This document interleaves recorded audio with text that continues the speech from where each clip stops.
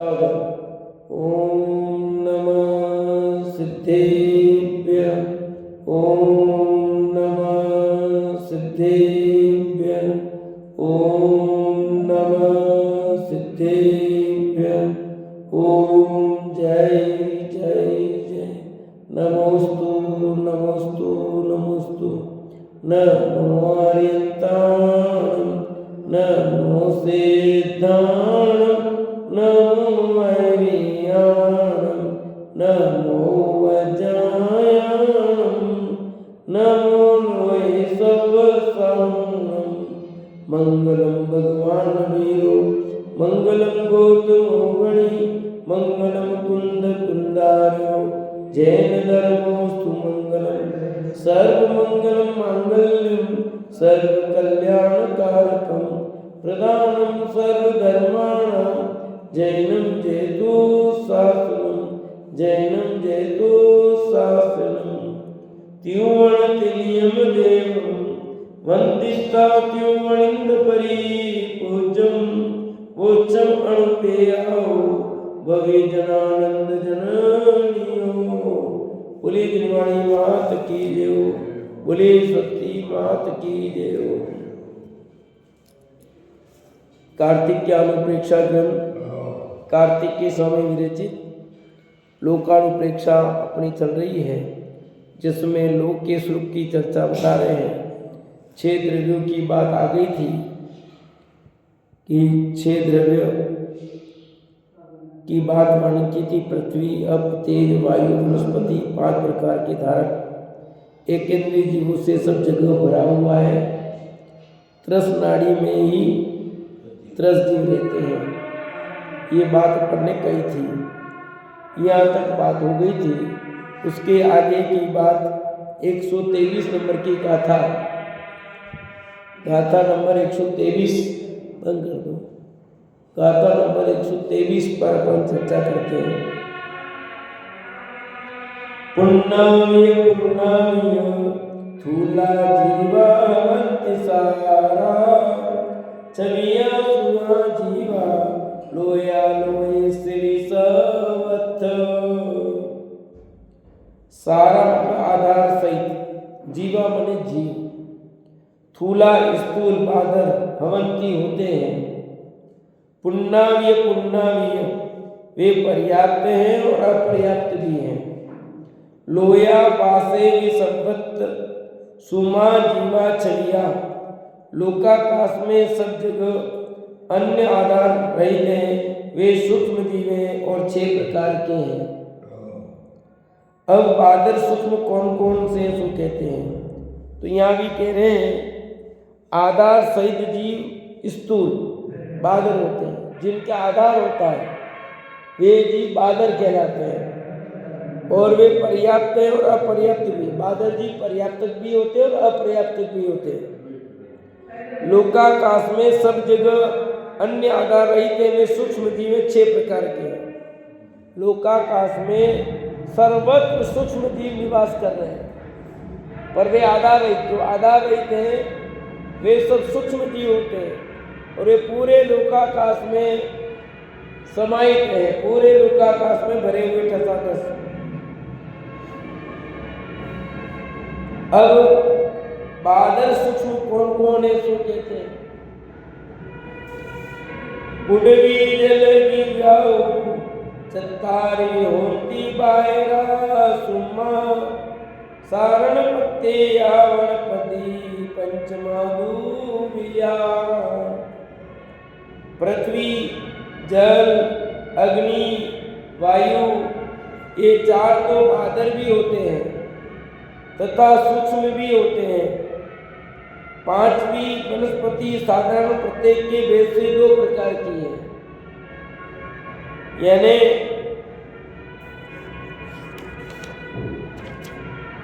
यह कह रहे हैं कि पृथ्वी का एक, जल का एक, अग्नि का एक, वायु का एक, ये 4 तो बादर भी होते हैं, सूक्ष्म भी होते हैं। यानी 2 भेद एक के, बादर और सूक्ष्म।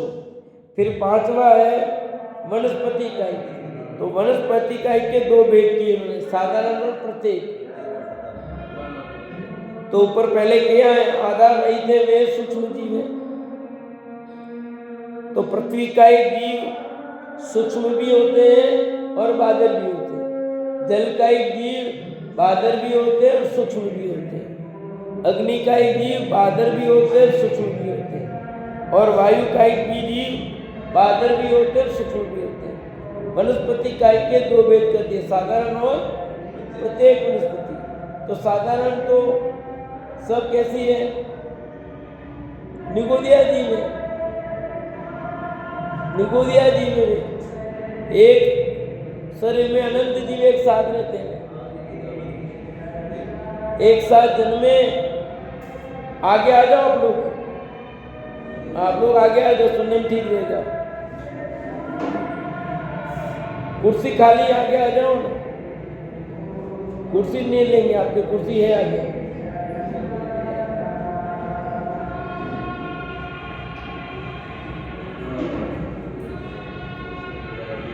सुमन दीदी बुढ़ापे में क्यों शामिल हो गए हो? हाँ सूतक, अच्छा सूतक है, सूतक। यहाँ फिर प्रत्येक वनस्पति मतलब जिसमें एक ही जीव होता है। तो ये दो भेद हो गए। आगे और इसी भेदों की चर्चा कर रहे हैं। अब साधारण प्रत्येक की सूक्ष्मता कहते हैं। जो साधारण जीव है और प्रत्येक जीव है उनकी सूक्ष्मता कहते हैं। सारणानि दुर्या अन्नाय कालाय साय कालाय तेवीय बादर सुम्मा शेषमुन वायरा सभ्य। साधारण जीव दो प्रकार के हैं, एक तो अनादिकाल नित्य निगोद, दूसरा शादी काल इतर निगोद। वे दोनों ही बादल भी और सूक्ष्म भी हैं और शेष सब बादल ही है, यानी प्रत्येक वनस्पति व रस बादल ही है। पहले के हुए जो सूक्ष्म जीव 6 प्रकार के हैं, उनमें से पृथ्वी, जल, तेज, वायु पहली कथा में कह चुके। इन चारों में नित्य निगोद और इतर निगोद, इन दोनों को मिलाने से 6 प्रकार के सूक्ष्म जीव होते हैं। बाकी सब बादली होते हैं। कुछ पल्ले पड़ा ये नहीं पड़ा, पहले ये बताओ। पृथ्वी काई, जल काई, अग्नि काई, वायु काई, इनमें सूक्ष्म भी होते हैं और बादल भी होते हैं। फिर उस दो भेद किए, साधारण वनस्पति और प्रत्येक वनस्पति। तो साधारण वनस्पति का यह खुलासा किया, सूक्ष्म ही होते हैं। उसके दो भेद कर दिए, नित्य निगोद और इतर निगोद। किसके? साधारण वनस्पति के। साधारण वनस्पति के दो भेद किए, नित्य निगोद और इतर निगोद।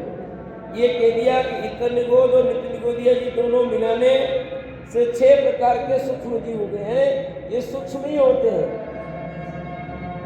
और प्रत्येक वनस्पति है वे बादल ही होते हैं। बाकी सब बादल होते हैं, बाकी सब बादल होते हैं मतलब तो कुल 11 भेद हो गए। 6 और 5 11 भेद हो गए। पता है आपको? इसी के पर्याप्तक और अपर्याप्तक भेद कर लो। अब पर्याप्तक भी होते हैं और अपर्याप्तक भी होते हैं। हाँ, तो एकेंद्रीय जीवों में आज मेरे से प्रश्न पूछा था अजमेर से, वो पूछते रहते हैं प्रश्न कि जो जीव है 2000 शादी के लिए जीव बाहर निकलता है, तो कोई जीव 2 इंद्रिय में आया तो वो 2 इंद्रिय पूरी करके 2000 शादी करके वापस जाता है या ऊपर की इंद्रियों में भी जाएगा? क्या कहना आपका, बोलो। जो निगोद से 2000 शादी के लिए बाहर निकला है तो कौन कौन सी इंद्रियों में जाएगा? हाँ, सब में भ्रमण करेगा, फिर जाएगा। एक इंद्रिय में आएगा कि नहीं आएगा? पृथ्वी का एक, जल का एक, वायु का गोचर नहीं होगा, आएगा, उसमें भी होगा वो। अब उन्होंने पढ़ा, अब जिससे भी सुना पढ़ा कि 2000 शादी के लिए वो त्रस में आता है, मैंने कहा ऐसा कहीं नहीं लिखा। 2000 शादी के लिए निगोद से निकलता ऐसा है। हाँ, बस इतना सा है। वो एक केंद्रीय पृथ्वी का एक, जल का एक, अग्नि का एक, वायु का एक, प्रत्येक वनस्पति सब होगा। ये सब शामिल है 2000 शादी के लिए। 2 इंद्री, 3 इंद्री, 4 इंद्री, 5 सब मिल जाएगा। सब फिक्स भाव है। देवों के कितने भाव 2000 शादी में वो आएगा, देव के कितने भाव मिलेंगे, नारकी के कितने भाव, मनुष्य के, सब फिक्स है। कितना कितना काल किसमें व्यतीत हो गए फिक्स है। अब बोलो और क्या चाहिए फिक्स की। अब कैसे भी परिणाम करें हम, जब इसमें गुम नहीं कि नहीं, एक सुविधा है इसमें कि तू अपने स्वभाव की साधना कर ले तो तुझे वापस नहीं जाना पड़े, तू मोक्ष जा सकता है। बाकी तो तू घूमेगा, सब गतियों में फिक्स है।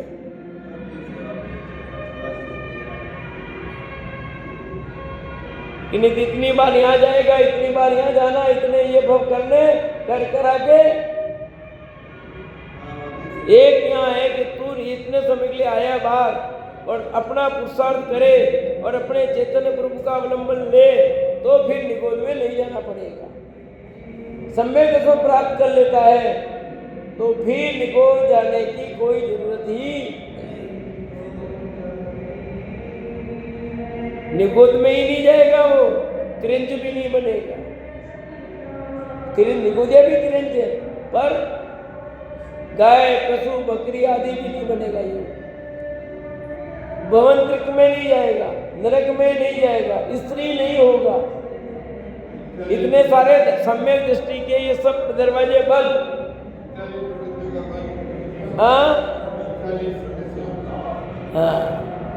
कितने दरवाजे बंद हो जाएंगे उसके लिए, ये सब उसके लिए हाई लेवल के दरवाजे खुले रहेंगे, ये हल्के दरवाजे सब बंद। एक बार सम्यक दर्शन प्राप्त करने का कितना बेनिफिट है।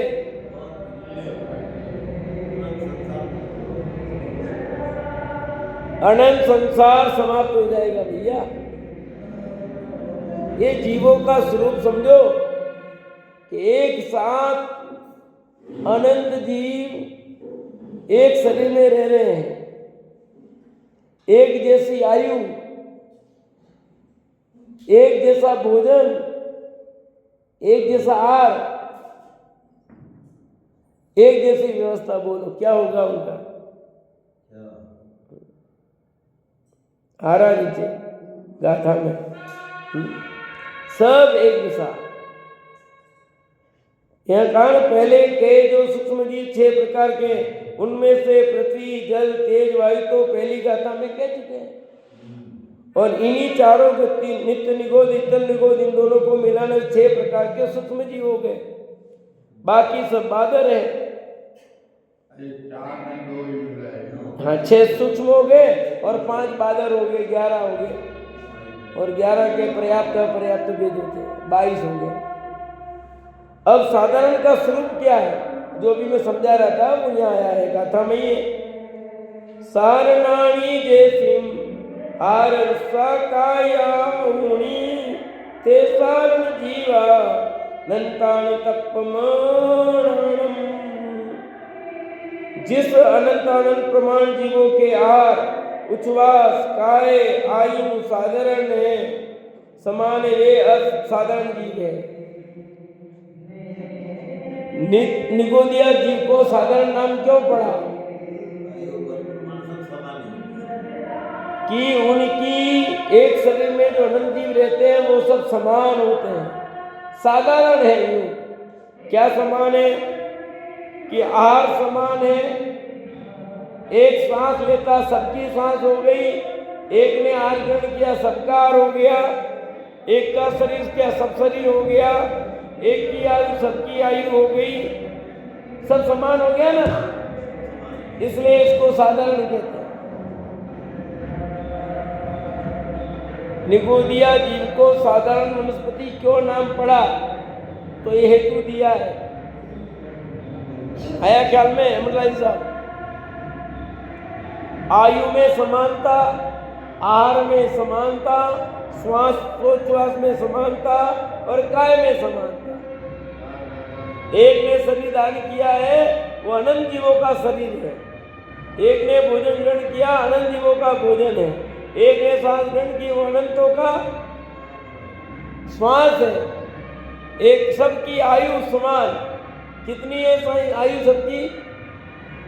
एक श्वास में 8-10 बार जन्म्यो मर्यो भर्यो दुख पाओ। एक श्वास में 18 बार जन्म मरण करते, ये उतनी आयु है उनकी खाली।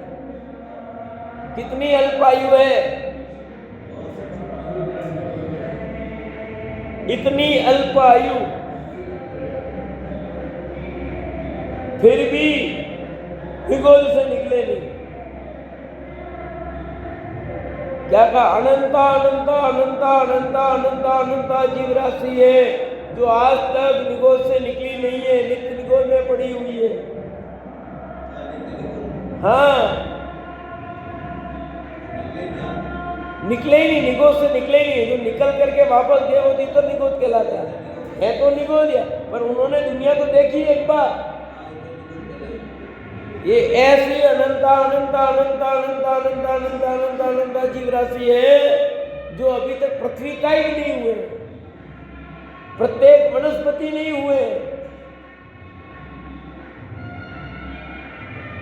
साधारण वनस्पति है बस,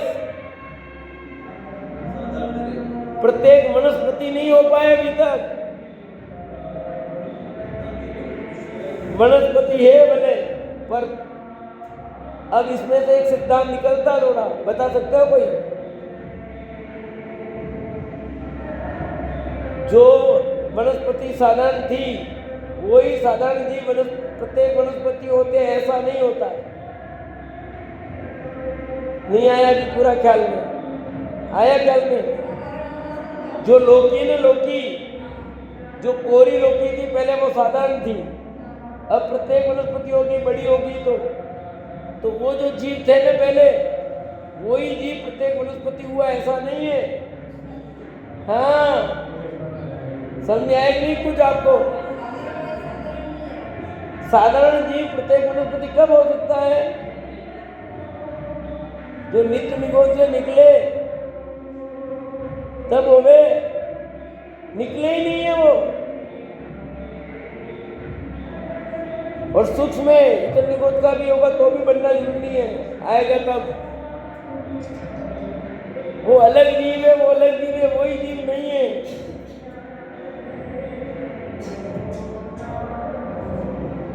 कैसा देखो ये आज मैं सुबह स्वाध्याय करा तो मेरे ख्याल में आया कि देखो गजब की बात है।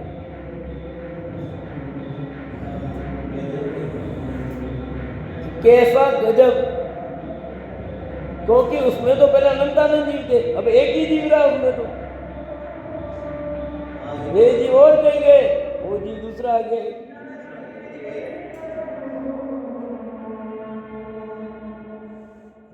तो अनंत अनंत जीव राशि एक शरीर के अंदर जो रह रही है, वो जीव कैसे एक साथ रहते होंगे? यहाँ एक घर में, एक कमरे में दो रहने को पसीना आता है?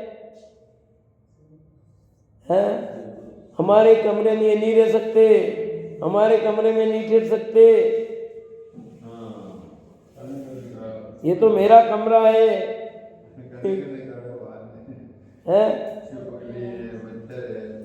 किसी के कमरे क्यों नहीं खाली? इसीलिए नहीं, सबके कमरे बुक है, इसलिए कमरे खाली नहीं किसी के। पर आपको पता नहीं उस कमरे में तुम मालिक बन रहे हो, पर उस कमरे में अनंतानंद जीव राशि निवास कर रही है। जिस कमरे में तुम मालिक बने हुए, जिस कमरे के, ये तो मेरे लड़के का कमरा है, ये मेरी लड़की का कमरा है, ये मेरे पापा का कमरा है, ये मेरा कमरा है, हम जाते ना बताते हैं सब। ये हमारे बच्चों का स्टडी रूम है, ये है, सब है, पर तुमको एक भ्रम है। उस क्षेत्र में, उस कमरे में अनंतानंद जीव राशि निवास कर रही है। अब निकालो उनको, तुम निकाल सकते हो? ये तो मैंने साधारण की बात कही, इसके अलावा दूसरे जीव जो त्रस्त जीव है वो भी निवास करते उस कमरे में। कितने मच्छर है, कितनी चिटियां हैं, पंचेंद्री चिपकली भी रहती है वहां। निकालो तुम। और कितने कितने जीव रहते हैं उसमें। तुम कहे मैं नहीं ठहरने दूंगा, नहीं ठहरने दूंगा, अब मत ठहरने दो। और जो तुम्हारे अटैच लेटरिन बाथरूम बना रखे ना उस रूम में, उस अटैच लेटरिन बाथरूम में कितने जीव रह रहे, त्रस्त जीव, मत रहने दो। अब खाली कर सकते हो नहीं, अब तो तुम्हें खाली करना पड़ेगा कमरा।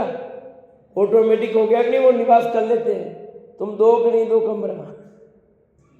एक व्यवस्था समझो भाई, प्रकृति की व्यवस्था कैसी है। जबरदस्ती मालिक मत बनो, ये कहते हैं यार। इससे सिद्ध होता है कि मैं किसी का मालिक नहीं। एक घर भी अपना नहीं है, एक कमरे अपने नहीं है, हम किसी के मालिक नहीं है।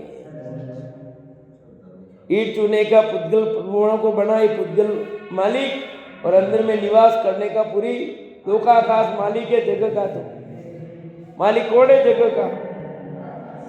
है अपन है क्या? जगह के मालिक बन रहे हो, ये तो आकाश द्रव्य मालिक है जगह का।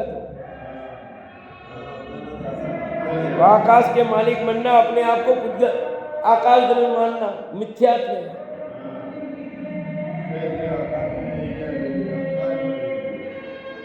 तो यहाँ ये समझा रहे कैसे जीवों की स्थिति बनती है। तो कह रहे अनंत प्रमाण जीवों का आहार, उच्छ्वास, काय, आयु सब एक साथ। सोचो, एक जना आहार ले सबका आहार होता है, कितनी विडंबना है। एक जने के श्वास से अनंत जीवों का श्वास हो रहा है। एक साथ जन्म, एक साथ मरण, एक साथ सब कुछ हो रहा है।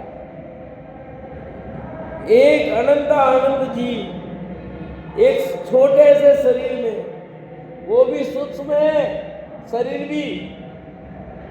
बादर और सूक्ष्म भेद है, वो शरीर की अपेक्षा से जीव तो सूक्ष्म ही होता है। ये जो भेद किए ना सूक्ष्म बादर, वो शरीर की अपेक्षा से एक अक्षा नाम जीव लिखा गया क्योंकि जीव निवास करता है, पर सचमुच शरीर की अपेक्षा भेद है। चित्रा बहन क्या कहा बोलो, क्या कहा बोलो।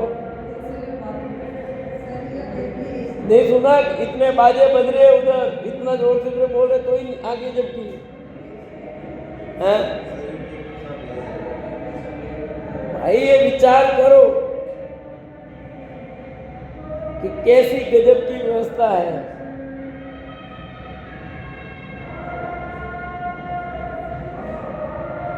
उत्तम च गोमट सार है। गोमट सार का उदाहरण देके लिखा, अत्कुमरई जीवो तत्थु मरणम हवे अनंताणम चकमई जत्थ एको चकमंडम तत्थनंताणम। जहाँ एक साधारण निगोदिया जीव उत्पन्न होता है, वहाँ उसके साथ ही अनंतानंद जीव उत्पन्न होते हैं। और जहाँ एक निगोदिया जीव मरता है, वहाँ उसके साथ ही अनंत अनंत समान आयु बल वाले मरते हैं। एक जीव मरा, उसके साथ अनंत जीव मरते। एक जीव जन्मा, उसके साथ अनंत जीव जन्मते। यानी समान आयु वाले जीव एक साथ जन्मते, समान आयु वाले जीव एक साथ मरते। यानी उसमें उत्पन्न भी वही होंगे। उस शरीर के अंदर समान आयु वाले, समान शरीर, समान आहार, समान श्वास चोचला, सब समान वाले पैदा होंगे। मरण काल भी निश्चित है और जन्म काल भी निश्चित है। एक श्वास में 8-10 बार जन्म्यो मरियो मरियो दुख बार। तो जिनका एक श्वास में 18 बार जन्म मरण होना है, वे अनंत जीवी तो उसमें पैदा होंगे। एक शरीर में अनंत जीवी एक साथ पैदा होंगे और एक साथ मरेंगे। एक साथ, बिल्कुल एक साथ आयु बंधी। एक साथ मरण, एक साथ जन्म बाधा उस स्थान का, उस जगह का। और जैसे उस अनंत जीवों में से जो जीव निकलने वाला होगा वो निकल जाएगा, उसकी आयु तो उसमें वापस उत्पन्न नहीं होगा, फिर वो दूसरे होंगे उसमें, जिनका अभी सब समान चल रहा है, समान। अब निगोद में उत्पन्न हो रहे, निगोद में मर रहे, ऐसा अनंत अनंत अनंत अनंत अनंत काल व्यतीत हो गया, क्योंकि जन्म मरण बंद नहीं हुआ उनका। जन्म मरण तो निरंतर चल रहा है उस निगोदिया जीव का। निगोद में गया, अनंत काल से बाहर नहीं निकला, वो 2 इंद्री में नहीं आया, पृथ्वी का एक नहीं हुआ, इस अपेक्षा कथन है। पर निगोद ही दशा में रहा, पर निगोद में भी प्रति समय जन्म मरण हो रहा है उसका।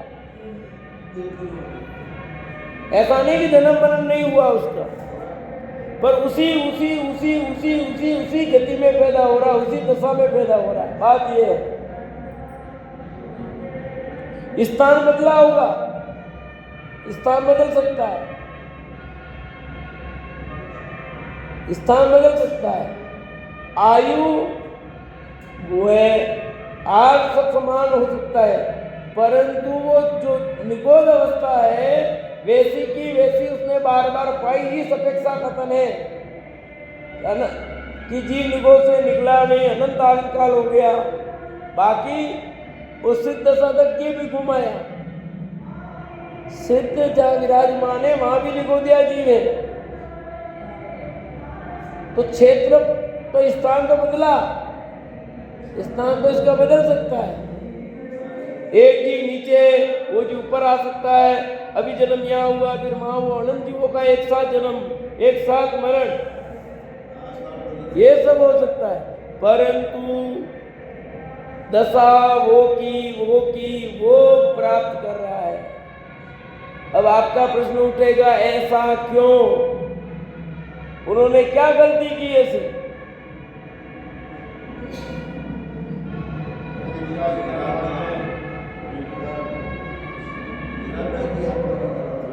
उनका क्या दोष है बेचारों का?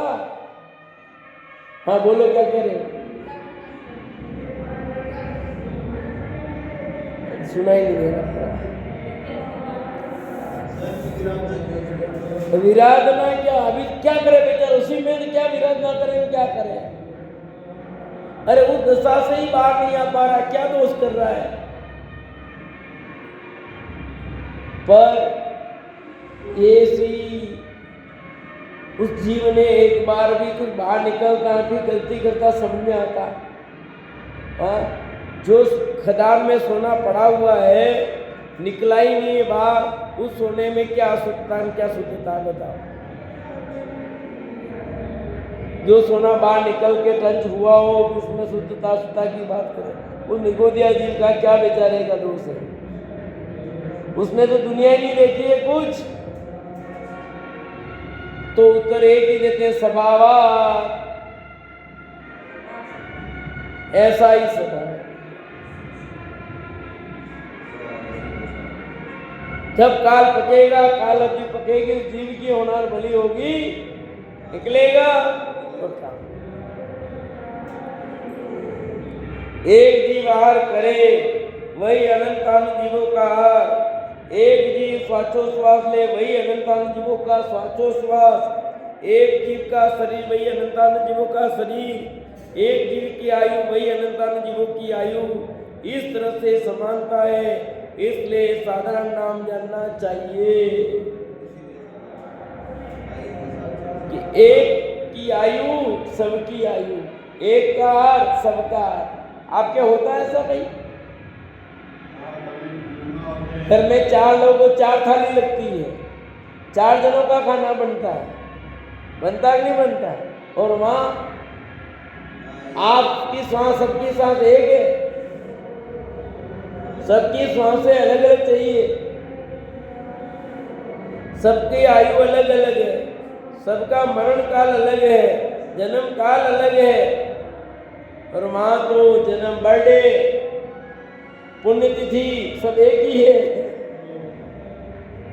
अनंत जीवों की पुण्यतिथि एक, अनंत जीवों की बर्थडे एक, जन्मतिथि एक,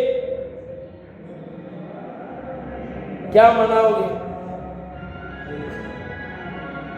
इसलिए क्या जन्म मनाना है, क्या मरण?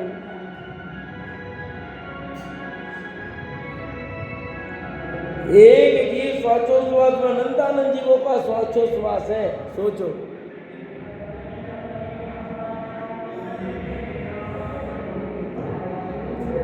अब सूक्ष्म और बादल का स्वरूप कहते हैं। नई जैसी पड़ी खलनम कुड्डवी तोइम अक्किबाइम तेजन सुम काया हीरा पुतुल काया। जिन जीवों का पृथ्वी, जल, अग्नि, पवन इनसे रुकना नहीं होता है, उनको सूक्ष्म जीव जानो, और जो इनमें से रुक जाते उन्हें बादल जानो। क्या कहा कि जिन जीवों का पृथ्वी, जल, अग्नि, पवन इनसे रुकना नहीं होता, उनको सूक्ष्म जीव जानो, और जो इनसे रुक जाते हैं बादल जानो। यानी पृथ्वी से भी रुक जाए, जल से रुक जाए, अग्नि से रुक जाए और हवा से रुक जाए, ये कोई भी निमित्त, ये भी सूक्ष्म है ना अपनी दृष्टि से।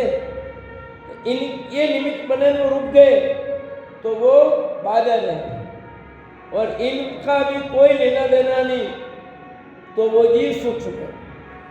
आया ख्याल में? सूक्ष्म और बादल को कैसे समझाया सरल तरीके से?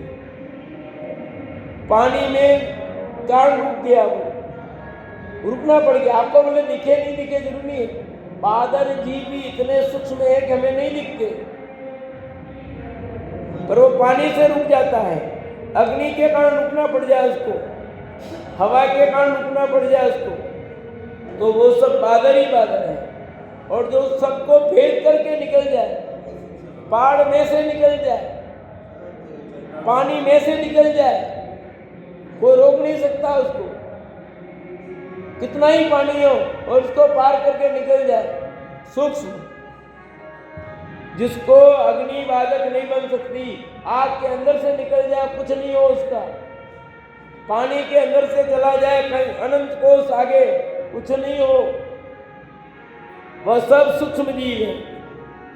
और जो भी बाधक बन जाए, पृथ्वी बने, जल बने, अग्नि बने, वायु बने, कुछ भी बन जाए तो वो बादल है। अपन सूक्ष्म एक बादल है। जरा सोच के उत्तर देना जरा। अपन सूक्ष्म एक बादल है।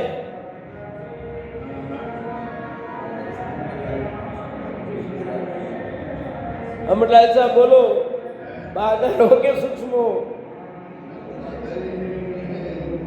हाँ, बादल भी नहीं हो, सूक्ष्म भी नहीं हो, तो कौन हो? जीव हूं। हाँ,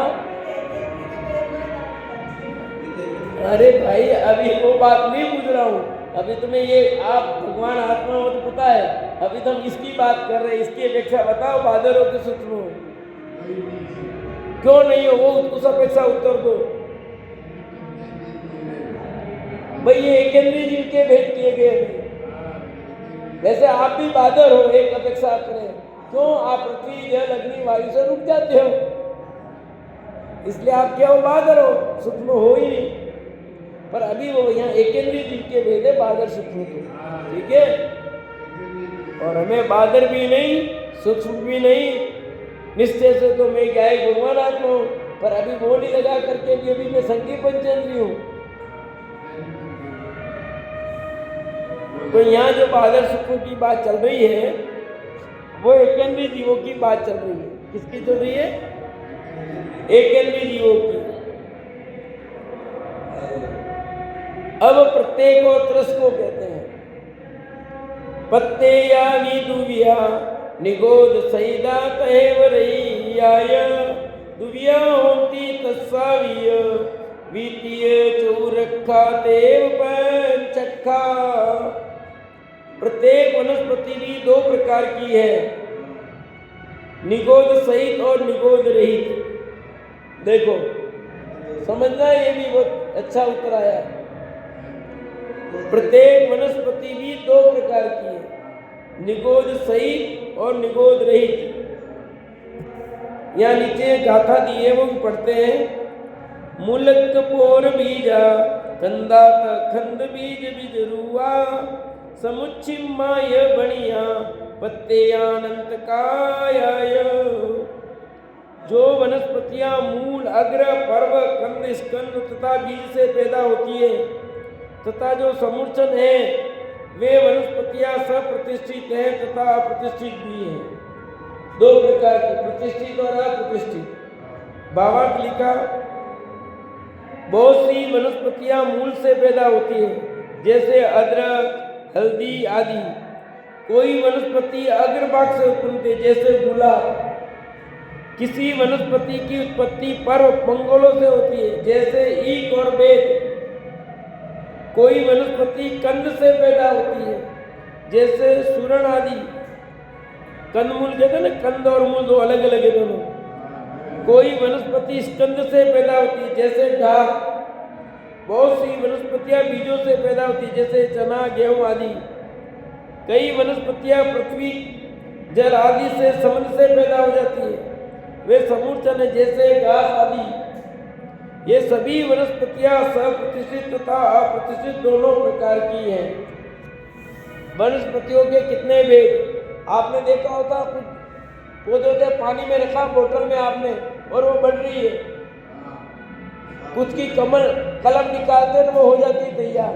किसी का बीज डालते हैं, आलू है तो उनको कंद काटा और आ जाता है। गन्ने का पोर उतना डालते हैं निकलता है। सबके तरीके अलग अलग, एक नहीं।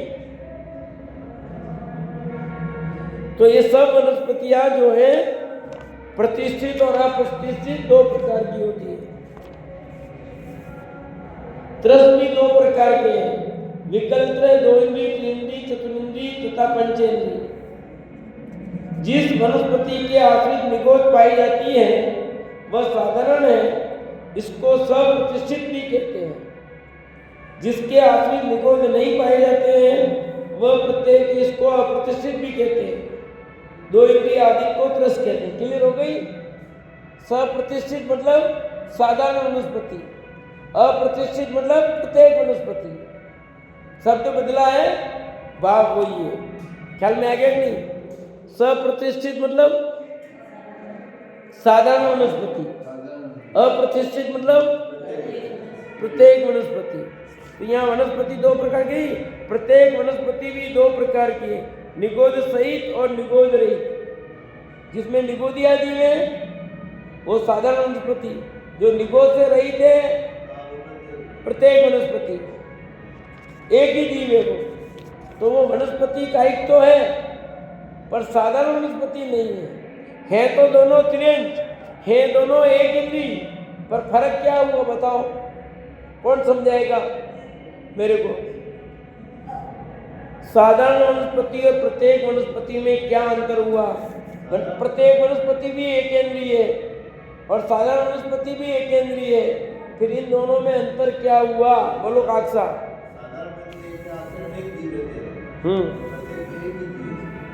ठीक, और बहुत बढ़िया, और बताओ। हाँ, है तो दोनों वनस्पति, दोनों त्रिलिंग गति में ही है।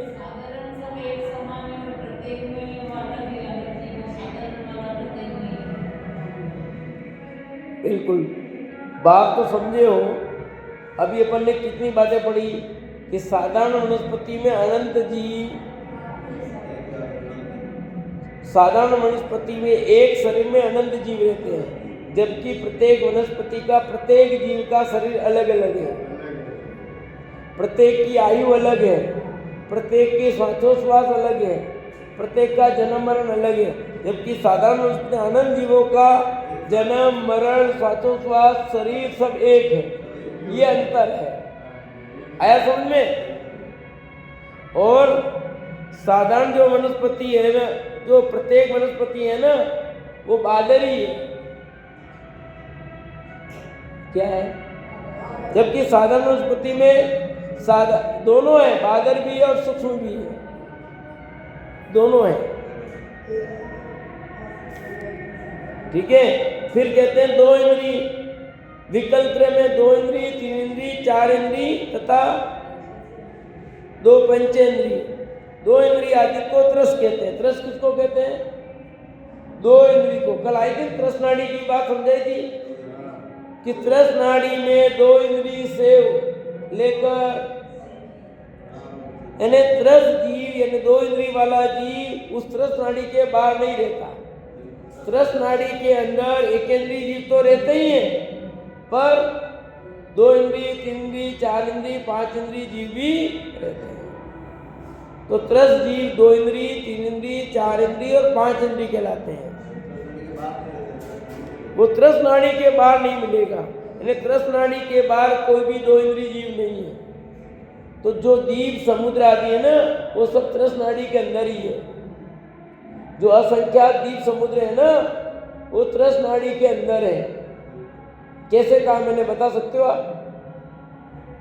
मैं कैसे कह सकता हूं कि असंख्यात द्वीप समुद्र त्रस नाड़ी के अंदर है? पानी देखेंद्री जीव है, वो तो रह सकता है ना बाहर।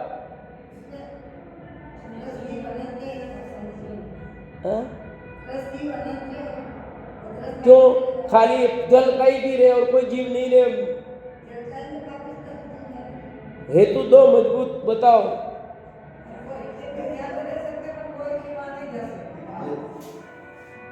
अरे भाई, त्रस नाड़ी की चौड़ाई एक राजू है और मध्यलोक की, मध्यलोक भी एक राजू का है। तो एक राजू का तो मध्यलोक है, एक राजू का ही वो का पूरा, तो इससे बाहर तो हुए नहीं, इसलिए असंख्यात द्वीप समुद्र इसमें हो गया। दूसरा हेतु एक तो ये हो गया। दूसरा हेतु, महामत्स्य कौन से समुद्र में है और अंतिम समुद्र वो है, तो महामत्स्य पंचेंद्रिय है, तो त्रस जीव हुआ तो बाहर नहीं हो सकता। इसलिए मैंने कहा ये दोनों हेतु है कि त्रस असंख्यात द्वीप समुद्र सारे त्रस नाड़ी के अंदर है, बाहर नहीं है। ठीक है, पानी तो एक केंद्रीय है, जल का एक है, वो तो हो सकता है, उसमें कोई दिक्कत नहीं थी। परंतु बाकी जो जीव उसके अंदर रहते हैं